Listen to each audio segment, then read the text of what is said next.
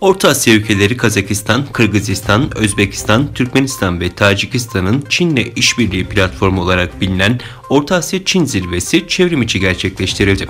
Kazakistan Cumhurbaşkanı Kasım-Cömert Tokayev, Çin'den transit akışını genişletmek için sınırdaki kara limanlarına 2025 yılına kadar 20 milyar dolarlık yatırım yapmayı planladıklarını bildirdi.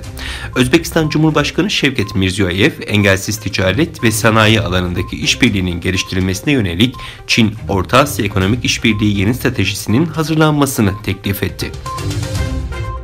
Alman Federal İstatistik Ofisi Aralık 2021'de Almanya'dan AB dışı ülkelere yapılan ihracat verilerini açıkladı. Buna göre Almanya'dan AB dışı ülkelere ihracat Aralık'ta yıllık bazda 6,8 artarak 53 milyar avroya ulaştı. Almanya'nın en önemli ticaret ortağı Çin'e ihracatının yıllık bazda %7,9 azalışla 8,5 milyar avroya gerilemesi dikkat çekti.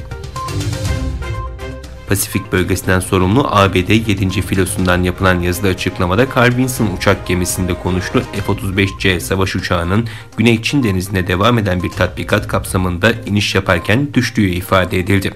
Pilotun başarılı şekilde koltuk fırlatma yöntemiyle uçaktan atladığı aktarılan açıklamada gemide görevli 7 askerin yaralandığı bilgisi paylaşıldı. Pakistan basınındaki habere göre Çin'in bugüne kadar ihraç ettiği en büyük ve gelişmiş savaş gemisi törenle Pakistan Deniz Kuvvetleri Komutanlığı'na teslim edildi. Çin'in Pakistan donanması için 54 tipi 3 fırkateyn daha yapacağı bilgisi verildi. ABD Ulusal Güvenlik Konseyi'nden ve Dışişleri Bakanlığı'ndan isminin açıklanmasını istemeyen üst düzey yetkililer, Ukrayna-Rusya krizine ilişkin gazetecileri telekonferans görüşmesiyle bilgilendirdi. ABD yönetimi, Ukrayna işgali durumunda uygulanacak yaptırımlara karşılık Rusya'nın doğalgaz kesmesi halinde Avrupa'nın ihtiyacının karşılanması için Asya, Orta Doğu ve Kuzey Afrika'daki doğalgaz üreticileriyle görüştüklerini belirtti.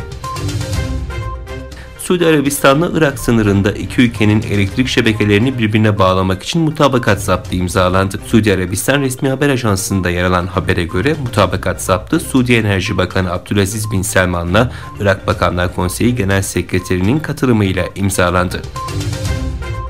Çin Devlet Başkanı Xi Jinping, Pekin Kış Olimpiyatları öncesi görüşmelerini sürdürüyor. Xi Jinping, başkent Pekin'de Uluslararası Olimpiyat Komitesi Başkanı ile görüştü. ABD, Avustralya, Kanada ve İngiltere geçen ay Çin'de Uygurlara yönelik soykırım yapıldığı gerekçesiyle 2022 Pekin Kış Olimpiyat oyunlarına yönelik diplomatik boykot kararı almıştı.